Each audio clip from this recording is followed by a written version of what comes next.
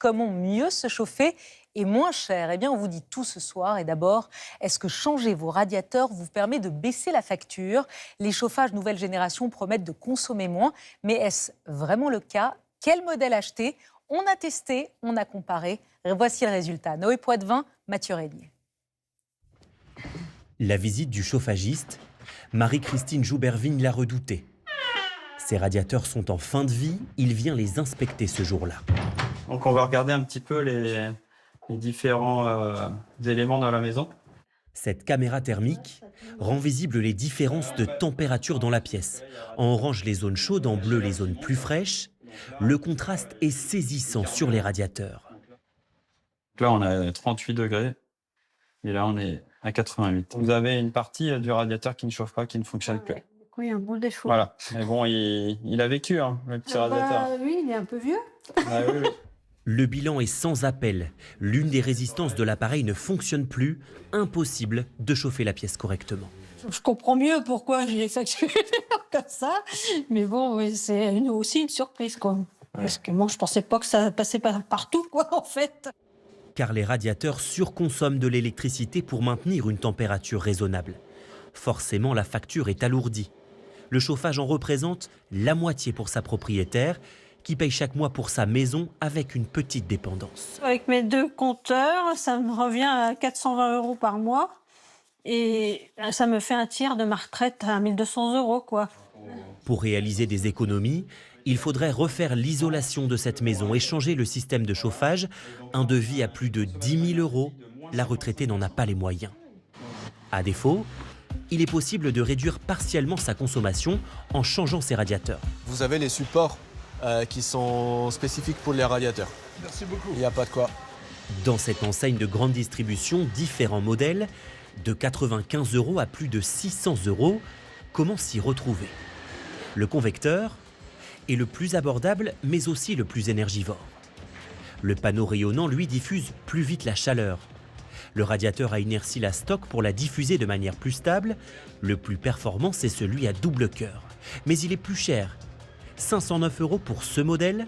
La promesse, il consomme moins d'électricité grâce à plusieurs options. La détection des fenêtres ouvertes et fermées, une détection des présences qu'on reconnaît grâce à l'œil et notamment la gestion automatique de la programmation.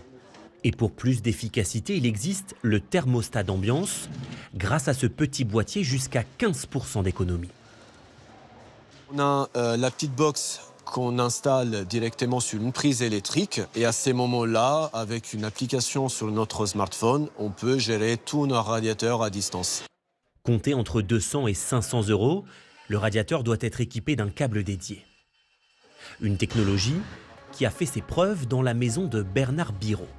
Il y a 3 ans, il a remplacé ses vieux panneaux rayonnants par des modèles à inertie couplés au boîtier. Avec cette programmation à distance, il a vu la différence. Une chaleur mieux répartie tout au long de la journée. Comme j'en ai 4 dans le séjour, qui communiquent entre eux, il n'y a pas un endroit de la pièce qui est plus chaud que l'autre. Et quand le soleil donne sur une des faces, ceux-là ont moins tendance à chauffer que ceux qui sont à l'ombre. Donc on a une température agréable et homogène. Et d'un hiver à l'autre, sa baisse de consommation en kilowattheure a été nette. Nous l'avons calculée, elle est de 8,9%. Avec ses anciens radiateurs, Bernard Biraud aurait payé par exemple 292 € de plus l'an passé. Avec l'inflation sur le prix de l'énergie, si je n'avais pas fait ces changements, j'aurais ma facture qui aurait explosé. Plus de contrôle et de précision, baisser le chauffage d'1 degré permet de réduire sa consommation de 7% en moyenne. Une maison sans radiateur, mais où il fait 20 degrés, même en hiver, eh bien c'est possible. Ça s'appelle une maison passive. C'est plus cher à construire, mais ça peut à terme être très rentable. La preuve, dans les Côtes-d'Armor, reportage Victor Frédéric, Antoine Placier. C'est un petit lotissement des Côtes-d'Armor, où d'apparence, toutes les maisons se ressemblent. Pourtant, l'une d'entre elles n'est conçue comme aucune autre. Patrice Gauthier vit dans ce que l'on appelle une maison passive. Et lorsqu'il regarde son thermostat, il voit toute la différence. Là, il fait 22 degrés dans la maison et si on regarde à l'extérieur, il fait 12 degrés à l'extérieur. 22 degrés en plein hiver. Et à peu près- Pourtant, à l'intérieur, ne cherchez pas de chauffage, il n'y en a pas. Il n'y a pas de plancher chauffant, aucun radiateur. Il y a juste 2 sèches-serviettes, donc un dans chaque salle de bain. La chaleur vient des habitants, des appareils électroniques et du soleil. Toutes les vitres sont orientées vers le sud. Le matin, le soleil va percer par ici, donc va nous apporter de la chaleur dans la maison, et qui ne va pas ressortir parce que la maison est très isolée, parce qu'il n'y a pas de pont thermique et parce qu'il y a un triple vitrage. Lorsqu'il pleut, comme parfois en Bretagne, c'est l'isolation performante des lieux qui prend le relais pour conserver la chaleur. Car cette maison est très étanche à l'air extérieur. Alors pour ne pas étouffer, elle est équipée d'une ventilation spéciale, une VMC double flux. L'air extérieur arrive là, il est froid, il est filtré ici, il rentre dans la machine, il est en contact avec l'air chaud qui arrive de l'intérieur et il repart dans cet autre tuyau pour aller dans toutes les pièces et donc il n'est plus à 10 degrés mais il est à 20 degrés.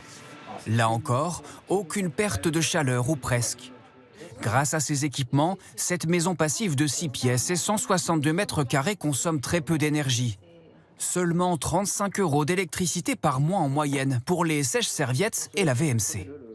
On est oui, à peu près au moins 3 fois de consommation moindre par rapport à une maison neuve classique. En France, les maisons passives se font encore rares. Seulement quelques milliers. Car ces bâtiments très économes sont aussi plus chers, d'environ 15 à 20%. Un surcoût qui n'a pas effrayé Maxime Barbier et Émilie Join. Depuis 4 mois, le couple s'est lancé dans la rénovation de cette ancienne ferme normande. Une passoire thermique qu'il transforme en maison passive. On a tout piqueté. Franchement, c'est bien fait, parce que des fois, j'ai vu des maçons qui en enlevaient moi. Un défi pas si compliqué à réaliser selon leur architecte.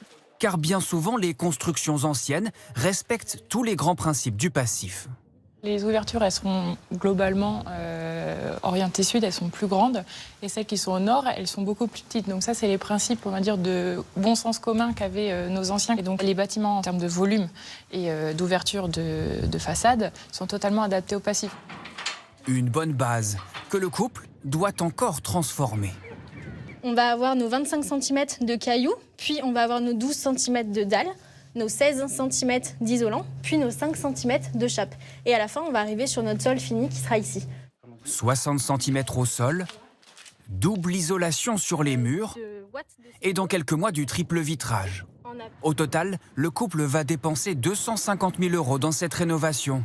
Un investissement qu'il compte bien rentabiliser dans les années à venir. Dans tous les cas, on devait isoler la maison, mettre des fenêtres. Derrière, on va avoir une maison passive qui va coûter pas grand-chose en fait à chauffer. Donc au final, ce sera des économies pour le futur. Le prix de l'énergie, de l'électricité, tout ça augmente d'année en année. Autant tout de suite partir sur une isolation qui va nous permettre d'en utiliser le moins possible. Des économies qui devront encore attendre. La fin des travaux est prévue dans un peu plus d'1 an.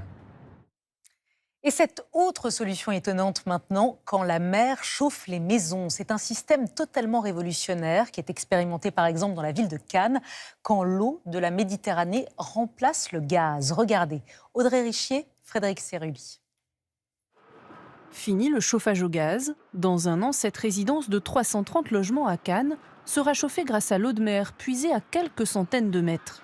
480 tonnes de CO2 en moins chaque année. Plus de contrats d'entretien ni de renouvellement des chaudières.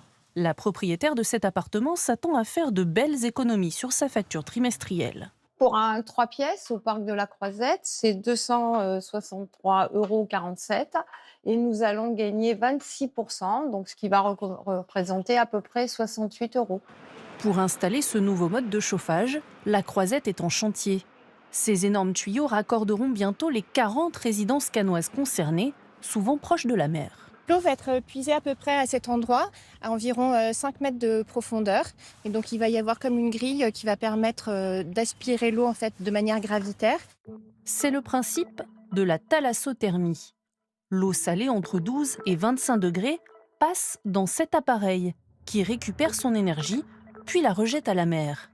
L'énergie récoltée permet de chauffer ou de refroidir l'eau douce qui circulera dans ces gros tuyaux. L'an prochain, ces canalisations desserviront aussi 17 hôtels de la Croisette, particulièrement énergivores vu leur surface. Le local chaufferie.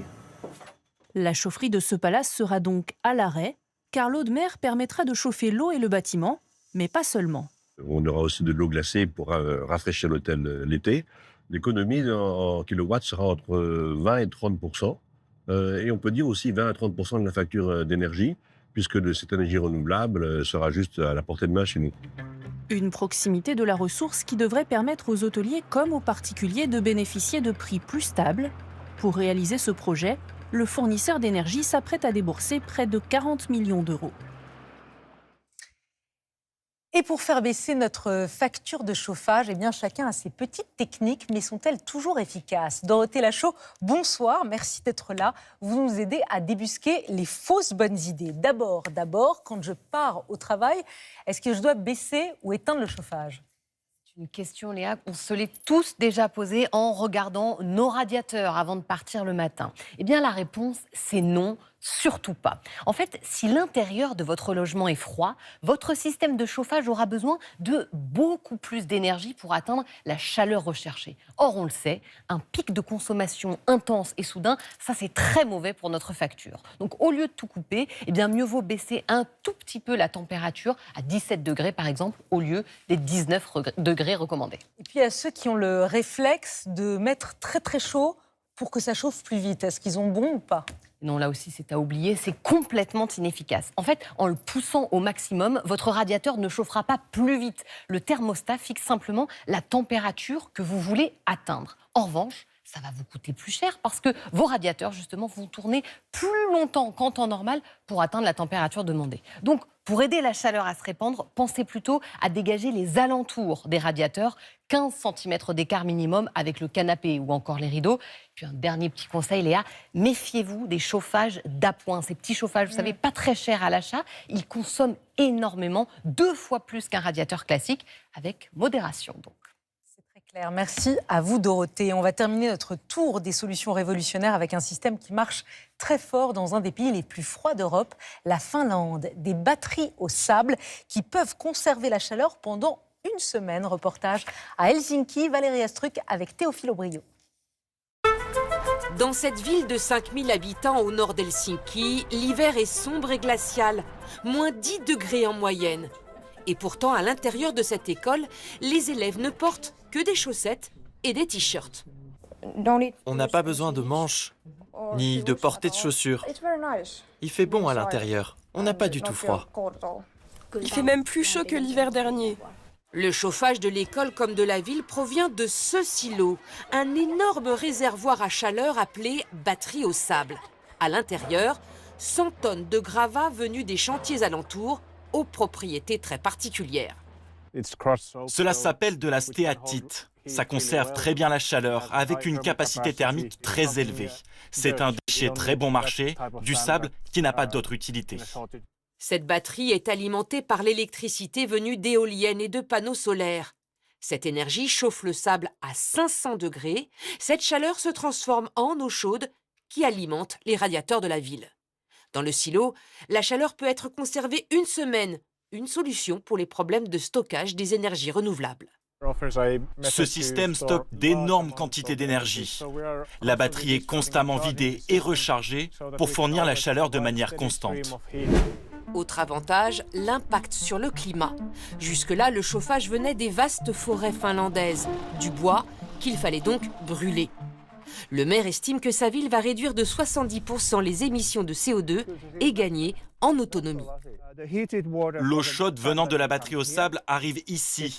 Elle circule dans les radiateurs de ce bâtiment et l'eau refroidie repart dans la batterie qui va la réchauffer à nouveau et revenir ici. En cas de panne d'électricité, on a quand même du chauffage. On est complètement indépendant. Une énergie constante et surtout bon marché.